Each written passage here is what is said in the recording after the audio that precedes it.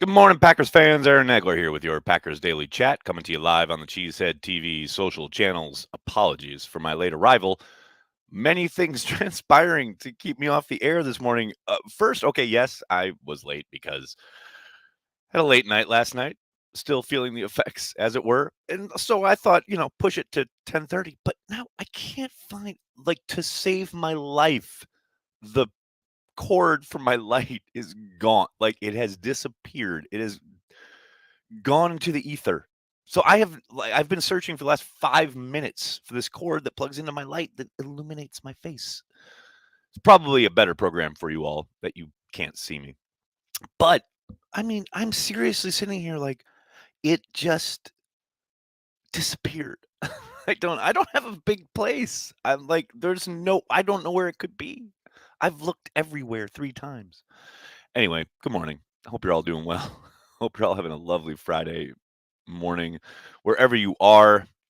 The Packers doing what they do. It's very quiet and getting ready for the draft. And all of you are here. The puppy chewed the cord. Big Daddy Cool Breeze chiming in. What's up, Big Daddy Cool Breeze? Good to see you. Hey, speaking of Big Daddy Cool Breeze, do not fret, ladies and gentlemen. Live Packers Trivia will return to the YouTube channel later this offseason, post draft. So I know Big Daddy Cool Breeze is a daily participant, so be there. Could the Pack? Oh, Callum starting us off hot. Could the Packers conceivably trade back in the draft? Conceivably, yes.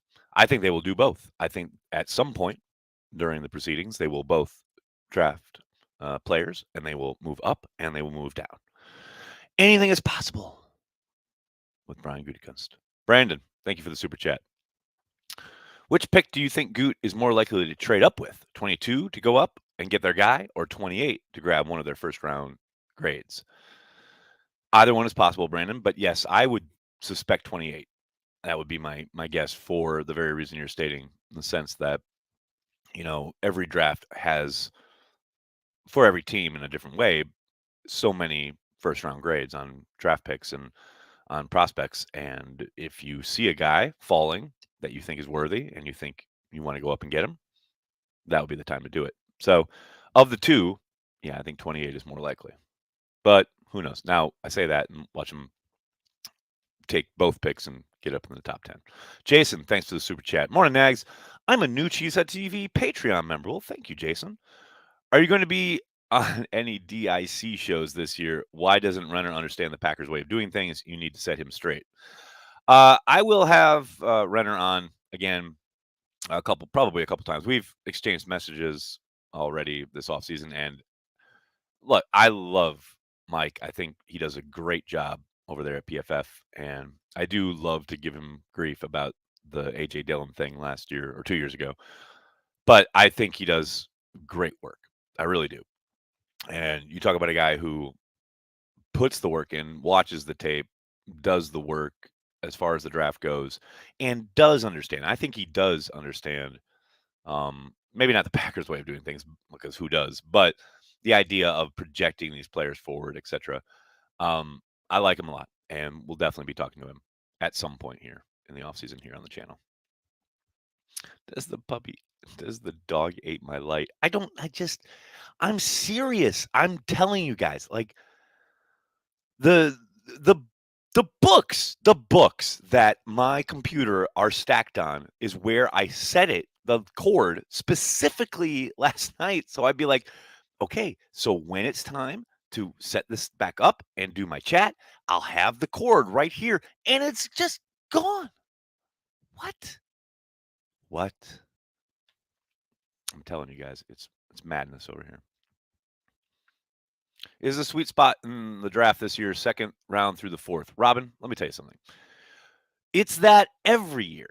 Like, this is the thing. Like, the draft industrial complex has got everyone kind of wired to this idea of the saged, learned men and women who cover, quote unquote, the draft, telling you where the positions of weakness are and how the depth falls and blah, blah, blah. And every year it's, the meat of this draft is through the second, third round. It's every year. Yes. Yes. Because in the sense of the general public really overvaluing the first round, yes, of course, the second through third rounds are way more valuable because eventually, 2 or 3 years down the line, when these guys become players and become like, you know, guys who are contributing and a major part of your team, etc. And I'm not just talking the Packers, any team. Then you look back and you're like, oh, well, the meat of that draft was in the second and third round. Well, no kidding. Yes, because no one paid attention to it. No one talked ad nauseum about these 20, 30 guys, you know? Don't get me started on the dick. Do not do it. The draft industrial complex. Yeah, no. Too old for this. Thanks for the super chat.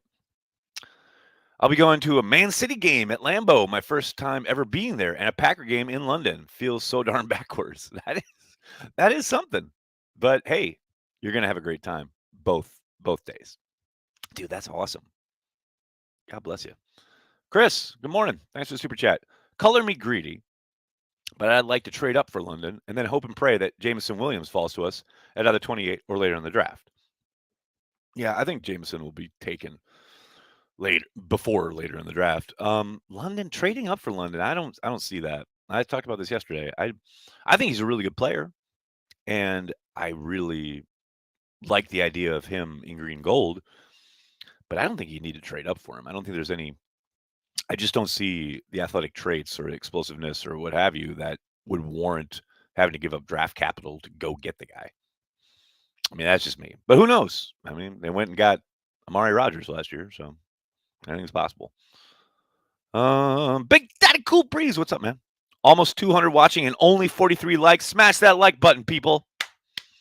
Big Daddy Cool Breeze. You know what it is, Big Daddy Cool Breeze? It's the light. It's the lack of light. And this is why I need to find this cord. I don't know. I don't know where I got the light. See, look. Oh, I can't bring it out because it'll knock everything over. But I have this big light. It's not plugged in and not shining because I can't find the fucking cord. This is so bad. It's so bad. I'm sorry, people. I am giving you a subpar Packers Daily. But you know what? It's Friday. So, you know, it's all right. Rick, what's up, man? Thanks for the super chat. All we heard all training camp was Amari Rodgers, Amari Rodgers. What happened? They traded for Randall Cobb. I don't understand why people don't get this. Randall did and does all the same things. And there's only so many ways they can utilize that skill set and that type of receiver. And that was Randall Cobb's job. I'm very interested to see now that Devontae's not in town, how they go about getting both of those guys on the field because they absolutely have to. You cannot keep Amari Rodgers on the sideline all year again. Can't do it. And I will also say, even though he was not getting thrown the football, I would encourage you, if you're a total nerd, i.e., like myself, go back and watch the coach's tape when Amari plays, and that kid absolutely balls out in the running game. Like, I know we make fun of like the wide receivers who block, blah blah blah. Like, like your job is literally to catch footballs, and you're not catching any. But you can't throw yourself the football.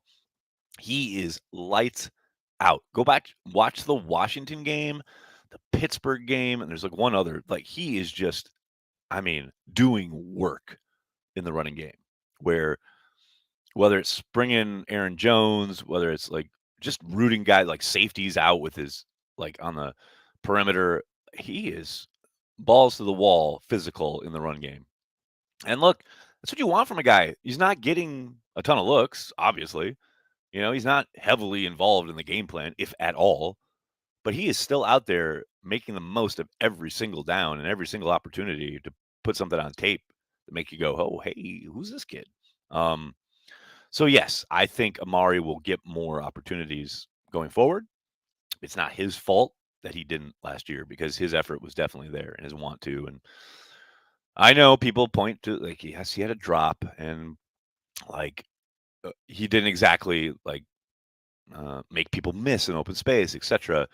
Although I do think he got what he could get in most instances when he was throwing the football.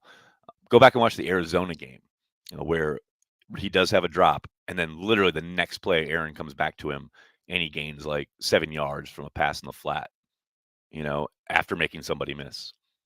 I'm telling you, man, the promise, the upside, it's all there. He just needs to play. He just needs to get on the field. And it's no fault of his that he didn't last year. Dean, thanks for the super chat. Thinking of 2009 to 14 safeties. Wow, that's a deep thought this early in the morning on a Friday, Dean. Early safety pick looking intriguing in my opinion. Love Amos Savage, but at what point/metric do they stay or go on Savage? Very, very interesting question. Uh, Perry Goldstein put it out there yesterday on Twitter. I'm all for it. I would love them to utilize one of those first round picks on a safety. Not only because you want to keep looking forward, get yourself ready in case, Savage, I suspect they probably won't pick up his 5th-year option. They want to move on from him. Although, who knows? Maybe he balls out this year and they sign him to an extension. Totally possible. But just to keep yourself kind of safe there and or give yourself a suffocating secondary, I'm all in, man. I would love it. Somebody who makes you pay the rent over the middle. Do it. I have no problem with that. And I love it because if they took a safety and then say an offensive tackle or a defensive lineman in the first round instead of a wide receiver, Twitter would absolutely melt down, which is hilarious because thank God Twitter ain't in charge. We did draft a returner in Kylan Hill. We all know what happened there. I mean, that was a freak injury, obviously. Love Kylan. Hope he's back right as rain when camp starts. Do you think the Packers have a year or two to draft Bakhtiari's replacement? We know how important the Packers value the left tackle position. Sure, Robin. I mean, he's still under contract for a number of years, but yeah, they are always going to be looking. There's no doubt about it. And look, there's no doubt that you want to solidify left tackle, blah blah blah. But hey, man, Bakhtiari was a day 3 pick, and I'm not saying you can just wait to day 3 and make that pick and you'll be fine, you'll be set. You got to develop the guy, etc. But if the Packers have shown nothing else, whether other than Ted or Brian, they know their offensive linemen and they know what they're looking at when it comes to guys either on the interior who need to kick out or even just tackles who, like Yash, who they're going to redshirt and let stick around for a while and develop and become a pretty damn good, serviceable player.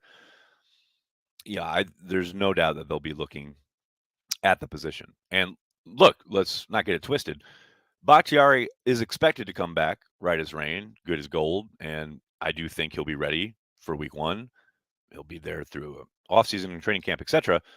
But man, right tackle is still a spot that you're just kind of maybe not scratching your head, but Yash will be back, and maybe they bring back Dennis Kelly on a 1-year deal, etc. But that's still a spot that you're looking to fill, in my eyes, right? I mean, it's ongoing. The job is ongoing. John, thank you for the super chat. There needs to be a report that the Packers signed Kumaro today, so we don't know if it's an April Fool's Day joke or not. Go Pack Go. John, there is nothing worse. Can I just say, may I just make this plain and clear and simple? There is nothing worse than an internet April Fool's joke. Like nothing. There's nothing worse. Nothing. None of them are funny. None of them are clever. They're all dumb. They're all the worst. I'm not saying that's I understand what you're saying here, but I'm just advancing the narrative, as they like to say, because holy cow, it's the worst. Did the Packers lose Steno? Unless something happened since I went live, no. He's your offensive coordinator, my guy. Why are you trying to poison the well here early on a Friday morning? Rick, thanks for the super chat. Cobb was hurt for quite a while, is why I asked. Love your work. Have a great time at the shelter. Thanks, Rick. He was indeed, and for whatever reason, they did not throw it that body type or that part in the mix. Got to think some of that is due to Aaron Rodgers not trusting, quote unquote, the rookie receiver. And this is why I always talk about great, you're going to draft a bunch of wide receivers. Awesome. Will the MVP throw to them? Will he deem them worthy? Will the position coach put him on the field? Remains to be seen. Big Daddy Cool Breeze, what's up, man? Better hangover reducer, Cranky Pat's Pizza or Darboy Fried Chicken? Oh, that's Darboy. That's Darboy 100%. And are you trying to insinuate something there, Big Daddy Cool Breeze? Because you might be on the right track. Chris, what's up, man? Thanks for the super chat. Much like the Packers in recent history, I've overlooked our special teams. What's going on there? Is Mason Crosby likely staying or going?